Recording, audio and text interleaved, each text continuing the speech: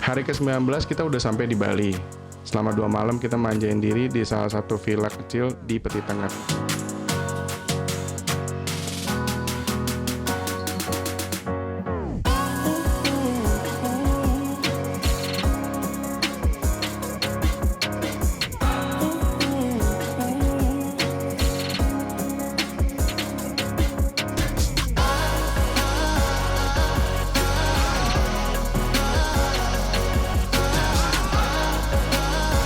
Hari-hari berikut kita kembali ke kehidupan biasa aja, sambil cari ide untuk perjalanan selanjutnya.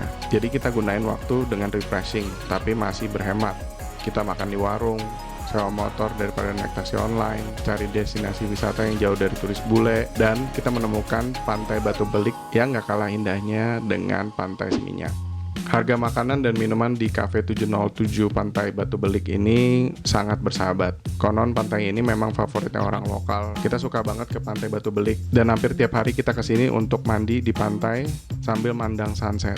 Cheers! Satu sunset di Pantai Batu Belik, kita dapat ide gila untuk melanjutkan perjalanan ke luar negeri. Seperti kata orang dulu, tuntutlah ilmu sampai ke negeri Cina, maka hal itu yang kita lakuin.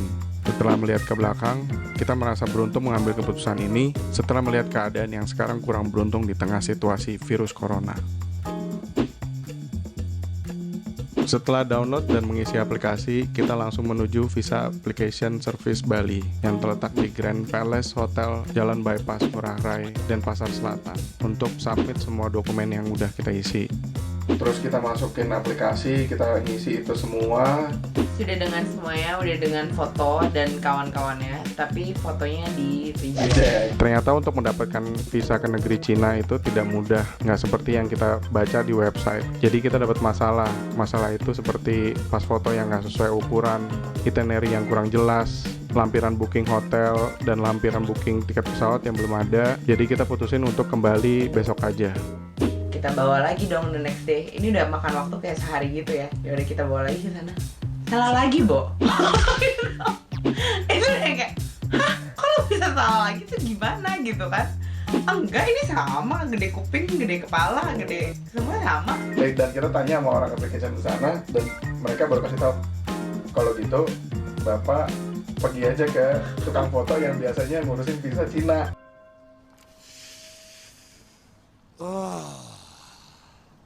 I'm touching myself tonight. Loh, kenapa nggak ngomong dari kemarin gitu kan? Ternyata tempatnya kayak 400 meter away dari tempat mereka. Selesai kita foto, kita bawa ke situ, langsung di-accept. Terus udah gitu kita masukin formnya ini dengan satu bagian yang masih kosong, yaitu kita nggak tulis itinerary.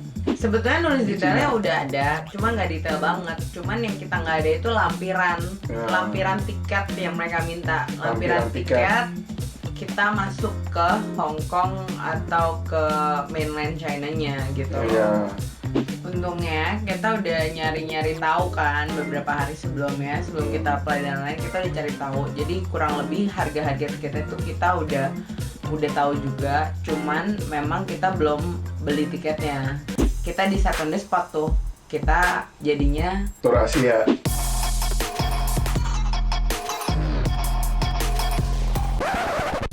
Kita langsung beli on the spot tuh ya, itu ke Bangkok. Nah dari Bangkok ke Hong Kong. ya, tapi stopover dulu di Singapura. Setelah lengkap, kita baru menjalankan proses selanjutnya, yaitu pembayaran admin visa sebesar 540.000 per orang. Waktu yang dibutuhin untuk proses dokumen tersebut adalah 7 hari kerja, nggak termasuk Sabtu dan Minggu sejak diajukan. Rabu atau Kamis gitu. Nah tiba-tiba ada telepon nih masuk. Terus udah gitu gue liat extension itu kayak Surabaya gitu. Ngangkat telepon gitu, suaranya perempuan, dan perempuan itu langsung panik ngomongnya. Setelah 2 hari proses permohonan, kami dapat kabar nggak enak dari VHS Surabaya. Kami harus terbang ke Surabaya untuk proses interview permohonan visa China. Kondisi visa Terry baik-baik aja, tapi nggak dengan kondisi gue. Karena paspor gue baru, jadi harus melampirkan kopi paspor lama. Kita coba untuk jelasin situasi ke pihak VAS Denpasar atau Surabaya. Ternyata kedua institusi ini nggak berwenang melakukan keputusan lebih lanjut, selain mengikuti prosedur dari kedutaan China di Surabaya. Kita udah ngobrol itu berdua, kita diskusi kayaknya ini mau ngomong kita sendiri aja deh yang request langsung ke imigrasinya. Tapi untuk kita request langsung ke imigrasi Cina ya kan susah ya, karena kan belum tentu kayak nomor telepon visa application di imigrasi Cina itu kan nggak sembarangan bisa dapat. Jadi ya udah deh kita usaha dulu tuh dari telepon ke imigrasi Cina yang di Bali, kita minta tolong, kita ceritain ceritanya kayak kita lagi traveling dan lain-lain gitu, we need help gitu loh. Karena next leg of the journey kita mau ke Cina gitu loh, kita mau Asia tour. Jadi kita cerita mereka pengen bantu tapi mereka nggak bisa karena mereka nggak punya wewenangnya. Terakhirnya mereka memberikan nomor telepon ke imigrasi Di Surabaya deh. Nah, Aku agak lupa itu dapatnya dari imigrasi Cina atau kita dapat dari Google. ternyata usaha Terry untuk menghubungi kedutaan China di Surabaya berbuah manis. Kita mendapatkan bantuan dari kedutaan China di Denpasar setelah menjelaskan situasinya. Kemudian kedutaan China di Denpasar memberikan nomor telepon kedutaan China di Surabaya. Hoki-hokinya pas telepon yang angkat itu orangnya kayaknya tuh divisi orang yang angkat itu Sebelahan sama orang Sebelahan sama- yang mau duduk untuk ngurusin visa. iya betul, jadi mereka kayak sebelah-sebelahan gitu karena bisa ngomong. Aku cerita lagi, oh iya gini kita minta tolong, coba bisa nggak ditolongin dan lain. Kalau bisa tuh kita nggak interview juga karena kalau memang mau ngeliat paspor lamanya emang nggak mungkin dibawa gitu. Iya, itu di Jakarta. Iya. Dan kita terbang dari Bali ke Yap. Surabaya. Itu cost bagi kita cuma buat interview 1 jam. Agak siangan gitu dia udah langsung nelfon balik kok, udah gitu. Terus udah gitu dia bilang gitu, oh yaudah kalau gitu tolong emailin itinerary yang lebih detail lagi sama lampiran bookingannya. Terus udah gitu dia ada nanya beberapa hal juga lah kayak Eric bisa bahasa Mandarin atau tidak dan lain-lain. Nanti guide-nya siapa pas nyampe sana. Ya untungnya aku bisa, jadi aku bilang oh aku bisa bahasa Mandarin. Terus udah gitu nanti ya guide-nya aku, kan suami aku gitu.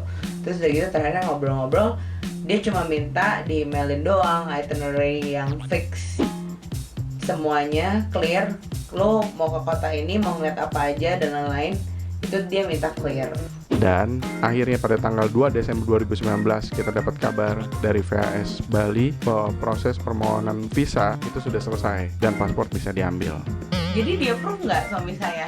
Dia yang kayak, oh kita belum buka sih bu, soalnya yang suami ibu punya di envelope gitu. Jadi kayak deg-degan banget nih kita kayak, hah ini dapet nggak ya? Terus udah ketawa, ya udahlah gitu. Kita sepanjang jalan kayak meratapi perjalanan kayak jauh banget kita ke sana gitu ya. Ya udahlah kalau nggak dapet udah dah buang sial aja tuh tiketnya gitu. Pas sampai sana orang application-nya juga sampai ketawa. Ternyata mereka kayak ngerjain kita biar surprise gitu. Ternyata kan application-nya dapat dan ini semuanya berkat istri gue. Ya tangan gue istri gue. Pada tanggal 4 Desember 2019 dengan semangat kita memulai perjalanan Road to China 2019. Jadi saran kita adalah lain kali kalau misalnya kalian lagi traveling dan kejadiannya sama kayak kita, kalian mesti berusaha sendiri gitu. Jadi mereka cuma mau ngikutin sistem doang aja, tapi kalau kalian mau belok-belok, kalian jalanin aja sendiri. Seperti apa yang dia jalanin dan buktinya kita dapat. Kita bukannya berarti kita ngelakuin sesuatu yang buruk, tapi kita cuman memperjuangkan kemungkinan yang terjadi sama kita waktu itu. Iya. Jadi hasilnya ya terbukti dan kita dapat. Gak kenal maka tak sayang guys. Jadi kalau misalnya udah kenal gitu udah diceritain ceritanya, oh ya udah gitu loh. Actually people lumayan willing untuk nolongin kita kok.